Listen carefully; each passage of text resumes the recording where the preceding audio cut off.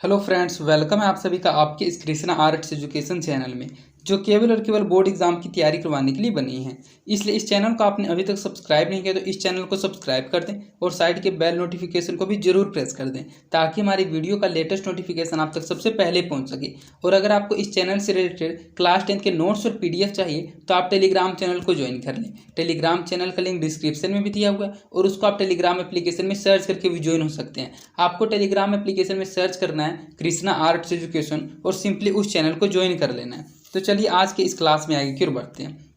आज हम आपको कक्षा 10 का हिंदी गोधूली भाग 2 के गद्य खंड का चौथा पाठ नाखून क्यों बढ़ते हैं का संपूर्ण व्याख्या कराने वाले हैं। अर्थात आज हम आपको नाखून क्यों बढ़ते हैं ये पूरा का पूरा पाठ पढ़ाने वाले हैं। इससे पहले जो 3 पाठ थे वे भी मैंने पढ़ा दिए हैं। अगर आपने उन पाठ की वीडियो को नहीं देखा है तो आप डिस्क्रिप्शन में दिए गए लिंक हिंदी गोधूली संपूर्ण व्याख्या 2023 की प्लेलिस्ट में जाकर सभी पाठ की व्याख्या की वीडियो को देख सकते हैं, क्योंकि वह प्लेलिस्ट ही इसलिए बनाया गया कि उसमें सभी पाठ की व्याख्या की वीडियो को डाला जाए। तो चलिए देर ना करते हुए नाखून क्यों बढ़ते हैं इस पाठ को आपको पढ़ाते हुए चलते हैं। नाखून क्यों बढ़ते हैं इस पाठ के लेखक हैं आचार्य हजारी प्रसाद द्विवेदी। और किसी भी पाठ को पढ़ने से पहले उसके लेखक के बारे में पढ़ना अत्यंत महत्वपूर्ण होता है, क्योंकि लेखक से रिलेटेड एग्जाम में बहुत सारे क्वेश्चन पूछे जाते हैं कि लेखक का जन्म कब हुआ, मृत्यु कब हुआ, उनकी प्रकाशित पुस्तकें, ऐसे बहुत सारे प्रश्न। तो सबसे पहले आपको हम लेखक के बारे में पढ़ाते हैं। यह हजारी प्रसाद द्विवेदी जी का इमेज है, मैंने उनका इमेज भी ऐड कर दिया है। आपको इस चैनल पर बिल्कुल सेम बुक की ही चीज़ें पढ़ाई जाती है, उसको PDF जनरेट करके पढ़ाया जाता है ताकि आपको समझाने में थोड़ा आसानी हो। तो आपको करना क्या, इस वीडियो में लास्ट तक बने हुए रहना, मेरी सभी बातों को माइंड कंसंट्रेट करके समझते हुए चलना है। ये पूरा का पूरा पाठ हम आपको बिल्कुल ही अच्छे से समझा देंगे और पाठ पढ़ने के बाद आपके द्वारा ऐसा एक भी ऑब्जेक्टिव और सब्जेक्टिव क्वेश्चन नहीं होगा जो आपसे नहीं बनेगा। तो आपको इस वीडियो में सिर्फ और सिर्फ लास्ट तक बने हुए रहना है। आचार्य हजारी प्रसाद द्विवेदी जी का जन्म 1907 ईस्वी में आरत दुबे का छपरा बलिया उत्तर प्रदेश में हुआ। द्विवेदी जी का साहित्य कर्म भारतवर्ष के सांस्कृतिक इतिहास की रचनात्मक परिणति है। संस्कृत, प्राकृत, अपभ्रंश, बांग्ला आदि भाषाओं व उनके साहित्य के साथ इतिहास, संस्कृति, धर्म, दर्शन और आधुनिक ज्ञान विज्ञान की व्यापकता व गहनता में बैठकर उनका अगाध पांडित्य नवीन मानवतावादी सर्जना और आलोचना की क्षमता को लेकर प्रकट हुआ है। जो आचार्य हजारी प्रसाद द्विवेदी जी थे उनका जो जन्म हुआ था वह 1907 ईस्वी में हुआ था। तो आपको इस पॉइंट तक जो हमने आपको पढ़ाया है, इस पॉइंट तक आपको सिर्फ 2 बातों को याद रखना है कि जो आचार्य हजारी प्रसाद द्विवेदी जी थे उनका जन्म कब हुआ था, तो 1907 ईस्वी में हुआ था। और कहाँ हुआ था, तो आरत दुबे का छपरा बलिया उत्तर प्रदेश में हुआ था। उनको संस्कृत, प्राकृत, अपभ्रंश, बांग्ला इन सभी भाषाओं का नॉलेज था, इन सभी भाषाओं का ज्ञान था। इसके अलावा उनको संस्कृति, इतिहास, दर्शन और आधुनिक ज्ञान विज्ञान की व्यापकता एवं गहनता में बैठकर उन सभी का उन्होंने अगाध पांडित्य को बिल्कुल ही अच्छी तरह से हासिल कर रखा था। विज्ञान को बोध और पांडित्य की सहृदयता में ढालकर एक ऐसा रचना संसार हमारे सामने उपस्थित करते हैं जो विचार की तेजस्विता, कथन के लालित्य और बोध की बंध की शास्त्रीयता का संगम है। वे जो हजारी प्रसाद द्विवेदी जी हैं, विज्ञान के बोध को पांडित्य की सहृदयता में ढालकर एक ऐसा रचना संसार हमारे सामने उपस्थित कर देते हैं जो कि विचार की तेजस्विता और कथन के लालित्य और बंध की शास्त्रीयता का संगम है। इसी प्रकार उनमें एक साथ कबीर, तुलसी और रविंद्रनाथ एकाकार हो उठते हैं। उनकी सांस्कृतिक दृष्टि अपूर्व है। उनके अनुसार भारतीय संस्कृति किसी एक जाति की देन नहीं, बल्कि समय समय पर उपस्थित अनेक जातियों के श्रेष्ठ साधन अंशों के लवन नीर संयोग से विकसित हुई है। जो आचार्य हजारी प्रसाद द्विवेदी जी थे उनकी इन सभी बातों से लगता है, उनकी इन तेजस्विता से लगता है कि उनमें एक साथ कबीर और तुलसी और रविंद्रनाथ ठाकुर, मतलब ये 3 महान व्यक्ति उनमें एक साथ दिखाई देते हैं, एक साथ प्रकट होते हैं, क्योंकि उनकी जो सांस्कृतिक दृष्टि है वह बिल्कुल ही अपूर्व है। उनके अनुसार जो भारतीय संस्कृति है, जो इंडियन कल्चर है, उनकी जो इंडियन कल्चर है, जो भारतीय संस्कृति है, वह सिर्फ और सिर्फ एक जाति की देन नहीं है, बल्कि समय समय पर उपस्थित अनेक जातियों के श्रेष्ठ साधन अंशों के लवन नीर से संयोग विकसित हुई है। द्विवेदी जी की प्रमुख रचनाएं हैं। आपको रचनाओं को बिल्कुल ही अच्छे से ध्यान में रखना है, क्योंकि रचना से रिलेटेड एग्जाम में 1 या 2 क्वेश्चन जरूर पूछा जाता है। तो आप रचना को अच्छे से ध्यान से पढ़िएगा, ध्यान से सुनिएगा।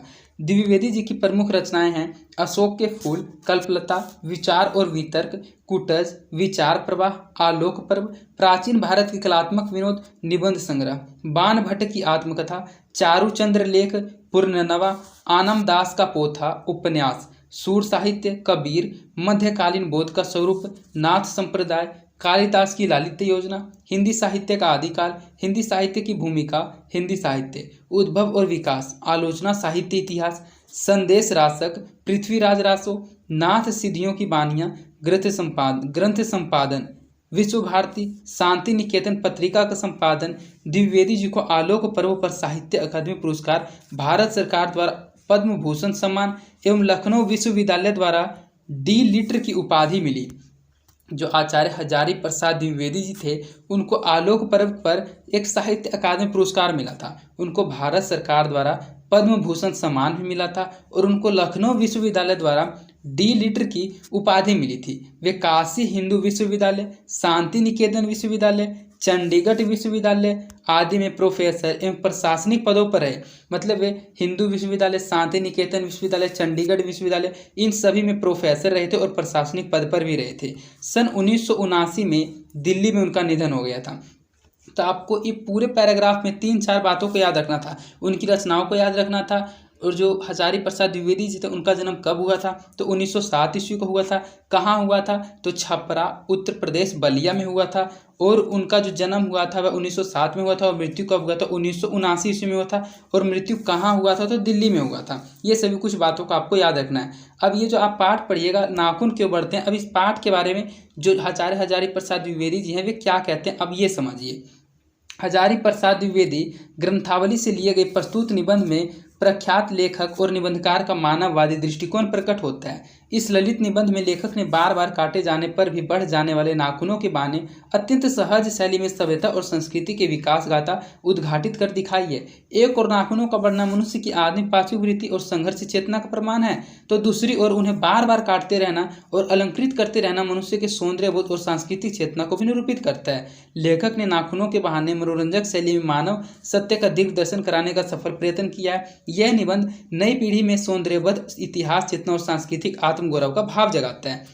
जो आचार्य हजारी प्रसाद द्विवेदी जी हैं जिन्होंने इस निबंध का नाम रखा है नाखून क्यों बढ़ते हैं, तो सबसे पहले आपको एक बात याद रखना है कि नाखून क्यों बढ़ते हैं, किस प्रकार की विधा है। तो नाखून क्यों बढ़ते हैं यह एक निबंध है। तो नाखून क्यों बढ़ते हैं इस पाठ के जरिए वे बिल्कुल इस सहज शैली में सभ्यता और संस्कृति की विकास गाथा को हम सबों के सामने प्रदर्शित करना चाहते हैं। वे बताना चाहते हैं कि नाखून का बढ़ना हमारी पशुता का प्रतीक है, हमारी पशुता का संघर्ष चेतना का प्रमाण है। लेकिन उन्हें बार बार काटते रहना, हमारे अलंकृत करते रहना मनुष्य के सौंदर्यबोध और सांस्कृतिक चेतना को भी निरूपित करता है। और उन्होंने नाखून के बहाने बिल्कुल ही मनोरंजक शैली में मानव सत्य का दीर्घ दर्शन कराने का बिल्कुल ही सफल प्रयत्न किया है। यह जो निबंध है नाखून क्यों बढ़ते हैं, यह नई पीढ़ी में सौंदर्यबोध, इतिहास चेतना और सांस्कृतिक आत्मगौरव का भी भाव जगाता है। अब यहाँ से शुरू होता है हमारा पाठ। नाखून क्यों बढ़ते हैं, नाखून क्यों बढ़ते हैं, यह एक प्रकार का निबंध है। निबंध पढ़ने में आपको थोड़ा बोरिंग टाइप का फील होगा, लेकिन फिर भी आपको मेरी बातों को माइंड कंसंट्रेट करके समझते हुए चलना है। हम आपके लिए ये पाठ को बिल्कुल इंटरेस्टिंग बना देंगे, बिल्कुल ही आपको अच्छे से समझाएंगे। आपको इस वीडियो में लास्ट तक बने हुए रहना है। अगर आप इस वीडियो के इस पाठ को अच्छे से पढ़ लेते हैं तो आपके द्वारा ऐसा एक भी ऑब्जेक्टिव और सब्जेक्टिव क्वेश्चन नहीं होगा जो आपसे नहीं बनेगा। तो यहाँ से शुरू होता है हमारा पाठ, नाखून क्यों बढ़ते हैं। बच्चे कभी कभी चक्कर में डाल देने वाले प्रश्न कर बैठते हैं। अल्पज्ञ पिता बड़ा दयनीय जीव होता है। मेरी छोटी लड़की ने जब उस दिन पूछ दिया कि आदमी के नाखून क्यों बढ़ते हैं तो मैं कुछ सोच ही नहीं सका। हर तीसरे दिन नाखून बढ़ जाते हैं। बच्चे कुछ दिन तक अगर उन्हें बढ़ने दें तो माँ बाप अक्सर उन्हें डांटा करते हैं, पर कोई नहीं जानता कि ये अभागे नाखून क्यों इस प्रकार बढ़ा करते हैं। काट दीजिए, वे चुपचाप दंड स्वीकार कर लेंगे, पर निर्लज अपराधी की भांति फिर छूटते ही सेंध पर हाजिर होकर आखिर इतना ये बेहक क्यों है, नाखून क्यों बढ़ते हैं। इस पाठ में सबसे पहले लेखक ने एक बात बताया कि जो बच्चे होते हैं वे कभी कभी ऐसे सवाल, ऐसे प्रश्न कर बैठते हैं कि हम लोग चक्कर में पड़ जाते हैं। उनकी जो नाखून क्यों बढ़ते हैं, आचार्य हजारी प्रसाद द्विवेदी जी इसके लेखक हैं। और आचार्य हजारी प्रसाद द्विवेदी जी के लेखक की जो छोटी लड़की थी, एक दिन उन्होंने उनसे एक प्रश्न पूछ दिया कि जो आदमी के नाखून होते हैं वे क्यों बढ़ते हैं। तो वे कुछ समय तो कुछ भी सोच नहीं सके, लेकिन वे फिर सोचने लगे कि हर तीसरे दिन नाखून बढ़ जाते हैं और अगर बच्चे उसको कुछ दिन तक बढ़ने देते हैं तो उनके जो माता पिता होते हैं वे अक्सर उन्हें डांटा करते हैं कि तुम्हारे नाखून बढ़ गए, उन नाखून को काट लो। लेकिन कोई नहीं जानता कि अभागे नाखून इस प्रकार क्यों बढ़ा करते हैं। उसको काट दीजिएगा तो वे बिल्कुल चुपचाप दंड स्वीकार कर लेंगे, लेकिन फिर भी निर्लज अपराधी की भांति फिर से हाजिर हो जाएंगे। आखिर ये इतना बेहक क्यों है। तो नाखून क्यों बढ़ते हैं पाठ के जरिए लेखक जो बताना चाहते हैं उन बातों को आप आगे अच्छे से समझिएगा। कुछ लाख ही वर्षों की बात है, कुछ लाख ही वर्षों की बात है, जब मनुष्य जंगली था, वनमानुष जैसा उसे जरूरत थी। उसकी जीवन रक्षा के लिए नाखून बहुत जरूरी थे। असल में वही उसके अस्त्र थे। दांत भी थे, पर नाखून के बाद ही उनका स्थान था। उन दिनों उसे जूझना पड़ता था, नाखून की प्रतिद्वंद्वियों को पछाड़ना पड़ता था। नाखून उसके लिए आवश्यक अंग था। फिर धीरे धीरे वह अपने अंग से बाहर की वस्तुओं का सहारा लेने लगा। पत्थर के ढेले और पेड़ की डालें काम में लाने लगा। रामचंद्र जी की वानरी सेना के आसपास ऐसे शस्त्र थे, उसने हड्डियों के भी हथियार बनाए। इन हड्डियों के हथियार में जो सबसे मजबूत और ऐतिहासिक था वह था देवताओं के राजा का वज्र, जो दधीची मुनि की हड्डियों से बना था। मनुष्य और आगे बढ़ा, उसने धातु के भी हथियार बनाए और उसके लोहे के जो अस्त्र शस्त्र थे वे विजयी हुए। जो लेखक हैं वे बताते हैं कि कुछ वर्ष पहले की तो बात है, कुछ लाख वर्ष पहले की तो बात है, जो मनुष्य होते थे वे जंगली होते थे और उनको अपनी सुरक्षा के लिए, अपनी रक्षा करने के लिए नाखून बहुत ज़्यादा जरूरी होता था। क्योंकि जो नाखून होते थे वही उनके अस्त्र होते थे, वही उनके हथियार होते थे।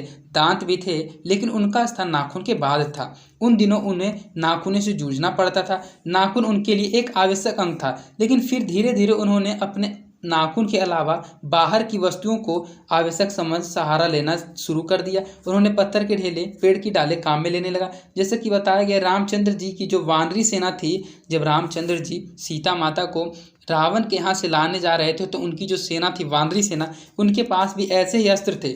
उसने हड्डियों के भी हथियार बनाए। इन हड्डियों के हथियारों में जो सबसे मजबूत और सबसे ऐतिहासिक हथियार था वह था राजा इंद्र, जो राजा देवताओं का राजा इंद्र था, उसका वज्र, जब जो दधीची मुनि की हड्डियों से बना था। मनुष्य और आगे बढ़ा और उसने धातु के भी हथियार बनाए। जिनके पास लोहे के अस्त्र हुआ करते थे वे विजयी हुए थे। देवताओं के राजा तक को तो मनुष्य के राजा से इसलिए सहायता लेनी पड़ती थी कि मनुष्यों के पास लोहे के अस्त्र थे। असुरों के पास अनेक विद्याएं थी, पर लोहे के अस्त्र नहीं थे, शायद घोड़े भी नहीं थे।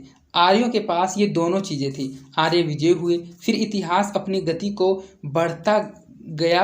नाग हारे, सुपर्ण हारे, यक्ष हारे, गंधर्व हारे, असुर हारे, राक्षस हारे। मतलब कि जो सभी के सभी बताए गए, सभी के सभी हार गए।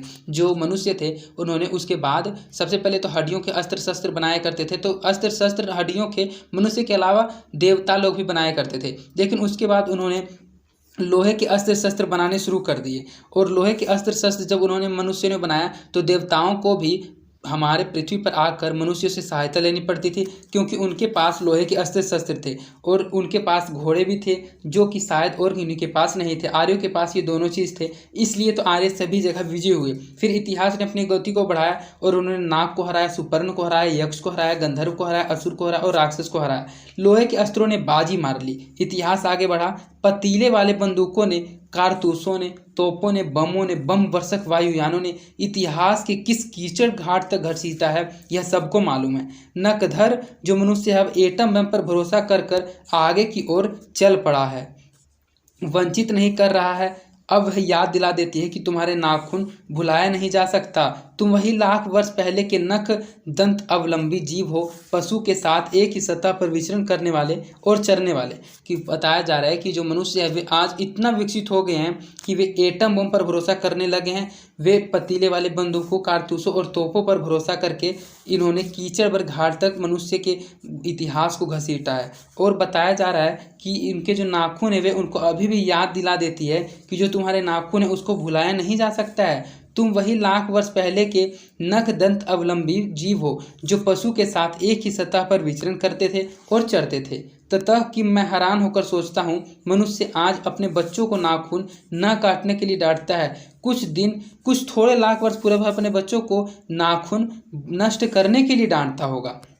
लेखक कहते हैं कि जैसा कि आजकल किसी बच्चों का नाखून बढ़ जाता है तो उसके बच्चे के नाखून बढ़ने पर जो उनके माता पिता होते हैं वे उनको डांटते हैं कि इस नाखून को काट ले। तो वे सोचते हैं कि कुछ लाख वर्ष पूर्व जब नाखून मनुष्य की रक्षा के लिए अस्त्र हुआ करते थे तो उनके जो माता पिता होते थे वे उनको नाखून बढ़ाने के लिए कहा करते थे, और जब वे नाखून को काटते होंगे तब उन्हें डांटता होगा, तब उनके जो माता पिता होंगे उनको डांटते होंगे। लेकिन प्रकृति है कि अब भी नाखून को जिलाया जा रही है और मनुष्य है कि अब भी उसे काटे जा रहा है। वे कमबख्त रोज बढ़ते हैं क्योंकि वे अंधे हैं, नहीं जानते कि मनुष्य को इससे कोटि कोटि गुना शक्तिशाली अस्त्र शस्त्र मिल चुका है। मुझे ऐसा लगता है कि मनुष्य अब नाखून को नहीं चाहता, उसके भीतर बब्बर युग का कोई अवशेष रह जाए, उसे यह असह्य है। लेकिन यह भी मैं कैसे कहूँ, नाखून काटने से क्या होता है?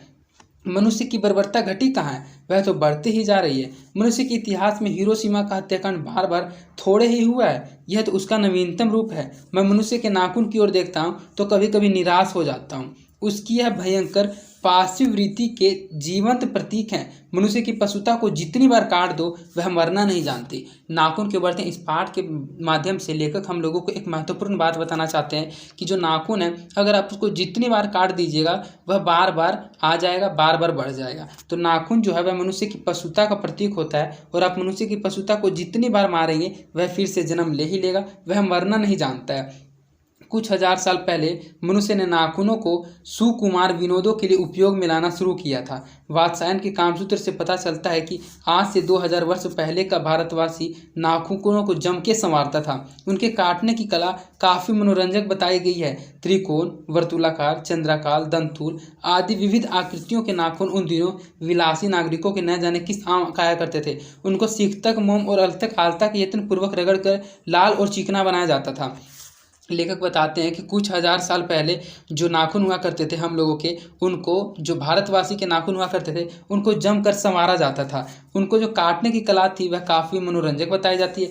पुराने समय में कुछ वर्ष पहले जो भारतवासी के नाखून होते थे वे त्रिकोण, वर्तुलाकार, चंद्राकार, वंतुल आदि इन सभी आकृतियों में नाखूनों को काटा जाता था और उनको सिक तक, मोम और आलता से यत्नपूर्वक रगड़कर लाल और चिकना बनाया जाता था।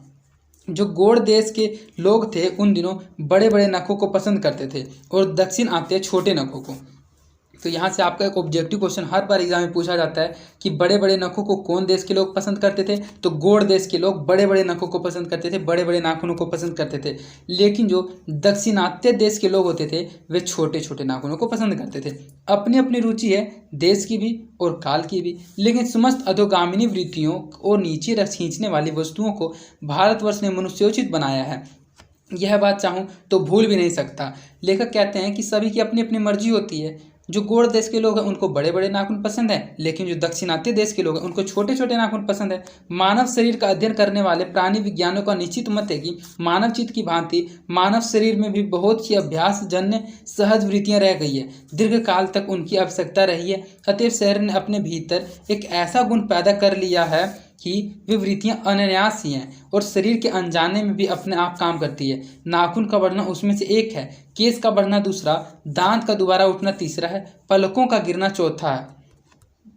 जो लेखक हैं वे बताते हैं कि जो प्राणी विज्ञानी होते हैं उन्होंने मानव शरीर का अध्ययन करके बताया है कि मानव शरीर में ऐसे बहुत सारे अंग हैं जो बार बार बढ़ जाते हैं। जैसा कि उन्होंने बताया कि सबसे पहले तो केस का बढ़ना, दूसरा दांत का दोबारा उठना और पहला तो आप जानते हैं कि नाखून का बार बार बढ़ना। ये मनुष्य की जो है अनायास वृत्तियाँ हैं, इनका किसी प्रकार का कोई काम नहीं है ऐसा बताया जा रहा है इस पाठ में। और असल में सहजात वृत्तियाँ अनजान स्मृतियों को ही कहते हैं। जो सहजात वृत्तियाँ होती है वह अनजान स्मृतियों को कहा जाता है। हमारी भाषा में इसके उदाहरण मिलते हैं। अगर आदमी अपने शरीर की, मन की और वाक्य की अनायास घटना वृत्तियों के विषय में विचार करे तो उसे अपनी वास्तविक वृत्ति पहचानने में बहुत सहायता मिले।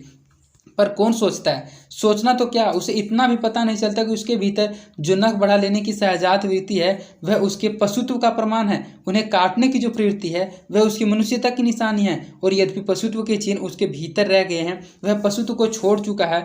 मनुष्य बनकर वह आगे नहीं बढ़ सकता। उसे कोई ऐसा रास्ता खोजना चाहिए। अस्त्र बढ़ाने की प्रवृत्ति मनुष्य की विरोधिनी है।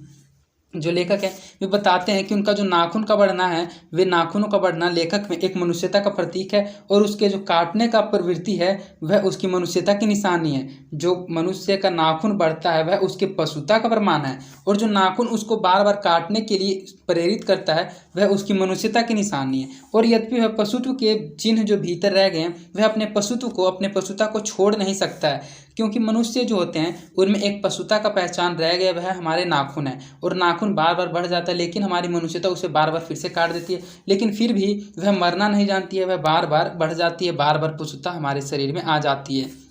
मेरा मन पूछता है किस ओर, मनुष्य किस ओर बढ़ रहा है, पशुता की ओर या ये हमारी पशुता मनुष्यता की ओर, अस्त्र बढ़ाने की ओर या अस्त्र काटने की ओर। मेरी निर्बोध बालिका ने मानो मनुष्य जाति से प्रश्न किया है, जानते हो नाखून क्यों बढ़ते हैं? यह हमारी पशुता के अवशेष हैं। मैं भी पूछता हूँ, जानते हो ये अस्त्र शस्त्र क्यों बढ़ रहे हैं? की निशानी है। भारतीय भाषाओं में प्राय ही अंग्रेजी के इंडिपेंडेंस शब्द का समानार्थक शब्द नहीं विवृत होता। 15 अगस्त को जब अंग्रेजी भाषा के पत्र इंडिपेंडेंस की घोषणा कर रहे थे तो देसी भाषा के पत्र स्वाधीनता दिवस की चर्चा कर रहे थे। इंडिपेंडेंस का अर्थ है अधीनता या किसी की अधीनता का अभाव, पर स्वाधीनता का अर्थ है अपने ही अधीन रहना। अंग्रेजी में कहना हो तो सेल्फ इंडिपेंडेंस कह सकते हैं। मैं कभी कभी सोचता हूँ कि इतने दिनों तक अंग्रेजी की अनुवर्तिता करने के बाद भी भारतवर्ष इंडिपेंडेंस को अनधीनता क्यों नहीं कह सका। जो लेखक हमें बताते हैं कि जो मेरी बेटी है, जो मेरी लड़की है, उन्होंने इन निर्बोध बालिका ने सारे के सारे मनुष्य जाति से एक प्रश्न पूछ दिया है कि जानते हो नाखून क्यों बढ़ते हैं? जो नाखून ये हमारे एक मनुष्यता का, एक हमारा जो नाखून है, ये नाखूनों का बढ़ना हमारे पशुता का प्रतीक है, लेकिन इन्हें काटना हमारी मनुष्यता का प्रतीक है। और मैं अभी भी पूछता हूँ कि जानते हो ये जो अस्त्र शस्त्र हैं वे क्यों बढ़ रहे हैं? भारतीय जो भाषा है उसने अंग्रेजी के इंडिपेंडेंस शब्द का समानार्थक शब्द व्यर्थ होता है।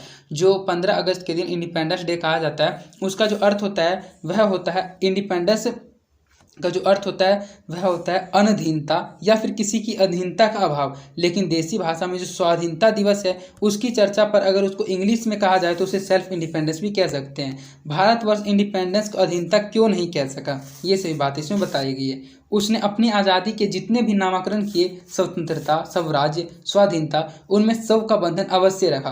क्या संयोग की बात है? हमारी समूची परंपरा ही अनजाने में हमारी भाषा के प्रकट द्वारा होती है। मुझे प्राणी विज्ञान की बात फिर याद आती है। सहजात वृत्ति अनजानी स्मृतियों का ही नाम है। स्वराज होने के बाद संभवतः ही हमारे नेता और विचारशील नागरिक सोचने लगे हैं कि इस देश को सच्चे अर्थ में सुखी कैसा बनाया जाए। हमारे देश के लोग पहली बार यह सब सोचने लगे हों, ऐसी बात नहीं। हमारा इतिहास बहुत पुराना है। हमारे शास्त्रों को इस समस्या का नाना भावों और नाना पहलुओं से विचारा गया। नाना मतलब होता है भिन्न भिन्न प्रकार के। नाना कहा जाता है, यह संस्कृत भाषा का शब्द है। नाना कहा जाता है भिन्न भिन्न, अर्थात विभिन्न प्रकार के पहलुओं से विचारा गया है कि हम नौ सुखिए नहीं हैं जो रातों रात अनजान जंगल में पहुंचकर अरिक से छोड़ दिए जाएंगे। हमारी परंपरा महिमा में उत्तराधिकार विपुल और संस्कार उज्जवल है। हमारे अनजाने में भी ये जो बातें हैं एक खास दिशा में सोचने की प्रेरणा देती है। यह जरूर है कि परिस्थितियां बदल गई हैं, उपकरण नए हो गए हैं, उलझनों की मात्रा भी बहुत बढ़ गई है, पर मूल समस्याएं बहुत अधिक नहीं बदली है। भारतीय चित्त को आज भी अधीनता के रूप में न सोचकर स्वाधीनता के रूप में सोचता है। वह हमारे दीर्घकालिक संस्कारों का फल है। सबके बंधन को आसानी से छोड़ा नहीं जा सकता। लेखक कहते हैं कि जो भारत का स्वतंत्रता का नाम दिया गया है स्वराज्य, स्वाधीनता, तो इन सभी के जो शुरू में सब बंधन को आसानी से छोड़ा नहीं जा सकता है। सब का मतलब होता है सेल्फ इंडिपेंडेंस। अपने आप पर अपने आप के द्वारा लगाया हुआ बंधन हमारी संस्कृति की सबसे भारी विशेषता है। मैं ऐसा तो नहीं मानता कि जो कुछ हमारा पुराना है, जो कुछ हमारा विशेष है, उससे हम चिपटे ही रहें। पुराने का मोह सब समय वांछनीय ही नहीं होता। मेरे बच्चे को गोद में दबाए रहना बंदरियां मनुष्य का आदर्श नहीं बन सकती, परंतु मैं ऐसा भी नहीं सोच सकता कि हम नई अशुद्धता के नशे में चूर होकर अपना सर्वस्व खो दें। कालिदास ने कहा था कि सब पुराने अच्छे नहीं होते, लेकिन सब नए खराब भी नहीं होते। भले लोग दोनों की जांच कर लें। जो हितकर होता है उसे ग्रहण करते हैं, जो मूढ़ लोग दूसरों की इशारों पर भटकते रहते हैं सो परीक्षा करके हितचर की सोच लेने लगते हैं। मतलब एक बार वे कालिदास की बात को बताते हैं कि कालिदास ने एक बात कहा था कि सब पुराने अच्छे नहीं होते और जो सब नए होते हैं वे खराब नहीं होते। भले ही जो लोग हैं वे जांच कर लेते हैं, जो हितकर होता है उसे ग्रहण कर लेते हैं। जो मूढ़ लोग होते हैं, मूढ़ का मतलब होता है मूर्ख लोग, जो बेवकूफ़ लोग होते हैं, फुलिश लोग, तो जो मूढ़ लोग होते हैं वे दूसरे के इशारे पर भटकते रहते हैं। सो हमें परीक्षा करके हितकर बात सोच लेनी होगी, और अगर हमारे पूर्व संचित भंडार में हितकर वस्तु निकल आवे तो इससे बढ़ के और क्या हो सकता है। जातियां इस देश में अनेक आई है, लड़ती झगड़ती भी रही है, फिर प्रेम पूर्वक बस भी गई है। सभ्यता की नाना सीढ़ियों पर खड़ी और नाना और मुख करके चलने वाली इन जातियों के लिए एक सामान्य धर्म खोज निकालना कोई सहज बात नहीं थी। भारतवर्ष के ऋषियों ने अनेक प्रकार से इस समस्या को सुलझाने की कोशिश की थी, पर एक बार उन्होंने लक्ष्य की थी। समस्त वर्णों और समस्त जातियों का एक सामान्य आदर्श भी है, वह अपने ही बंधनों से अपने आप को बांधना। जो भारत देश है इसमें अनेक प्रकार की जाति, अनेक प्रकार के धर्म के लोग रहते हैं, जैसा कि आप जानते हैं। और ये जो जातियाँ थी ये सबसे पहले भारत में आई थी थी तो आपस में लड़ती झगड़ती रहती थी, लेकिन फिर प्रेम पूर्वक बस भी गई थी। और इन सभी को भिन्न भिन्न प्रकार की जातियों को चलाने के लिए, इन जातियों के लिए एक सामान्य धर्म खोज निकालना कोई सहज बात नहीं थी, कोई सरल बात नहीं थी। भारतवर्ष के ऋषियों ने एक प्रकार की समस्याओं को सुलझाने की कोशिश की थी, पर एक बार उन्होंने लक्ष्य की थी। समस्त वर्णों और समस्त जातियों का एक समान आदर्श भी है, वह अपने बंधनों से अपने आप को बांधना। मनुष्य पशु से किस बात से भिन्न है? आहार, निद्रा आदि पशु सुलभ स्वभाव उसमें ठीक वैसे ही प्राणियों के हैं। कहा जाता है कि जो मनुष्य है वह पशु से किस प्रकार भिन्न है। जैसा कि मनुष्य खाना खाता है, आहार लेता है, उसी प्रकार पशु आहार लेता है। जैसा कि मनुष्य सोता है, उसी प्रकार जो पशु होते हैं वे भी सोते हैं। तो यही बात उसमें बताया गया कि आहार, निद्रा आदि सुलभ स्वभाव ठीक वैसे ही है जैसे अन्य प्राणियों के, लेकिन वह फिर भी पशु से भिन्न है। उसमें संयम है, उसमें जो संयम का मतलब होता है धैर्य, धैर्य का मतलब होता है पैसेंस। किसी चीज़ के लिए आप सब्र कर सकते हैं, ये पशु में नहीं होता है, ये सिर्फ और सिर्फ मानव में पाया जाता है। दूसरों के सुख दुख के प्रति संवेदना, श्रद्धा है, तप है, त्याग है, वह मनुष्य के स्वयं के उन्धानिस बंधन है। इसलिए मनुष्य झगड़े टंटे को अपना आदर्श नहीं मानता, गुस्से में आकर चढ़ दौड़ने वाली अविवेकी को बुरा समझता है और वचन, मन और शरीर से किए गए असत्याचरण को गलत आचरण मानता है। यह किसी भी जाति या वर्ण या समुदाय का धर्म नहीं है, यह मनुष्य मात्र का धर्म है। महाभारत में भी इसलिए निर्वैर भाव, सत्य और अक्रोध की सद्भावना का सामान्य धर्म कहा गया है। तो यह जो बात है, यह बात बताते हुए लेखक कहते हैं कि सबसे पहले मनुष्य में यह खासियत होती है कि वह दूसरों के सुख दुख के प्रति संवेदना, श्रद्धा और तप और त्याग देता है। जो मनुष्य के झगड़े टंटे होते हैं वह उनको अपना आदर्श नहीं मानता है। जो मनुष्य को गुस्सा आता है तो वह उसको गलत समझकर उसको गलत आचरण मानता है। और किसी भी जाति या वर्ण समुदाय का यह धर्म नहीं है, यह सिर्फ और सिर्फ मनुष्य मात्र का ही धर्म है। महाभारत में इसलिए निर्वैर भाव, सत्य और अक्रोध की वर्णों को सामान्य धर्म में कहा गया है। यह एक महाभारत का ही श्लोक है। एतद्धिद विततम श्रेष्ठ सर्वभूतेषु भारत, निर्वैत महाराज सत्यम क्रोध एव च। इस महाभारत के श्लोक का हिंदी अर्थ यहाँ बताया गया है कि अन्यत्र इसमें निरंतर दानशीलता को भी गिनाया गया है। गौतम ने ठीक ही कहा था कि मनुष्य की मनुष्यता यही है कि वह सबके सुख दुख को सहानुभूति के साथ देखता है। यह आत्मनिर्भर मनुष्य ही, यह जो आत्मनिर्मित बंधन ही मनुष्य को मनुष्य बनाता है। अहिंसा, सत्य और अक्रोध मूलक धर्म का ही मूल उत्स यही है। मुझे आश्चर्य होता है कि अनजान में भी हमारी भाषा में यह भाव कैसे रह गया है, लेकिन मुझे नाखूनों के बढ़ने पर आश्चर्य हुआ था। अज्ञान सर्वत्र आदमी को पछाड़ता है और आदमी ही सदा उससे लोहा लेने को कमर कसे है। मनुष्य को सुख कैसे मिलेगा? बड़े बड़े नेता कहते हैं वस्तुओं की कमी है और मशीन बैठाओ, उत्पादन बढ़ाओ और धन की वृद्धि करो। बाह्य उपकरणों की ताकत, एक बूढ़ा है जो बाहरी उपकरण की ताकत है उसको बढ़ाओ। लेकिन एक बूढ़ा था, उसने कहा था बाहर नहीं भीतर की ओर देखो। हिंसा है, हिंसा को मन से दूर करो, मिथ्या को हटाओ, क्रोध और द्वेष को दूर करो, लोक के लिए कष्ट करो, आराम की बात मत सोचो, प्रेम की बात सोचो, आत्मतोषण की बात सोचो, काम करने की बात सोचो। उसने कहा प्रेम ही बड़ी चीज़ है क्योंकि वह हमारे भीतर है। मनुष्य जो है उसको सुख कैसे मिलेगा? तो इस बात पर, इस क्वेश्चन पर जो बड़े बड़े नेता होते हैं वे कहते हैं कि वस्तुओं की कमी है तो मशीन बैठाओ, उत्पादन बढ़ाओ, धन की वृद्धि करो और बाह्य उपकरण की ताकत बढ़ाओ। लेकिन एक बूढ़ा था, उसने एक बात कहा था कि तुम बाहर नहीं भीतर की ओर देखो, अहिंसा को मन से दूर करो, मिथ्या को हटाओ, क्रोध को क्रोध से, द्वेष को दूर करो, लोक के लिए कष्ट करो, आराम की बात मत सोचो, प्रेम की बात सोचो, आत्मतोषण की बात सोचो, काम करने की बात सोचो।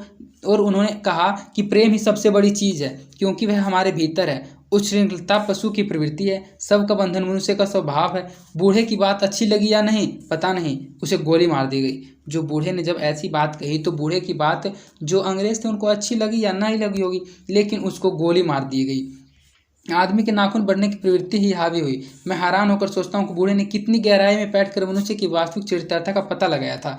तो इससे पता चलता है कि उसको गोली इसलिए मार दी गई थी क्योंकि मनुष्य का जो पशुता है, नाखून के बढ़ने की जो प्रवृत्ति है वही हावी हुई। क्योंकि नाखून जब बढ़ता है तो वह हमारी पशुता का प्रतीक दिखाता है और हमारी पशुता नहीं तो उस जो बूढ़े व्यक्ति थे उस बूढ़े व्यक्ति को गोली मार दी। लेकिन जो लेखक है वे हैरान होकर सोचते हैं कि बूढ़े ने कितनी गहराई में बैठकर, कितनी गहराई में घुसकर, कितने गहराई में बैठकर मनुष्य की जो वास्तविक चरितार्था होती है उसका पता लगाया था कि तुम आत्मतोषण की सोचो, प्रेम की सोचो। इन सभी बातों को उसने बिल्कुल ही गहराई में जाकर मनुष्य की वास्तविकता को बताया था। लेकिन उन बातों को सुनकर उनको अच्छा नहीं लगा और उन्होंने उसको गोली मार दी।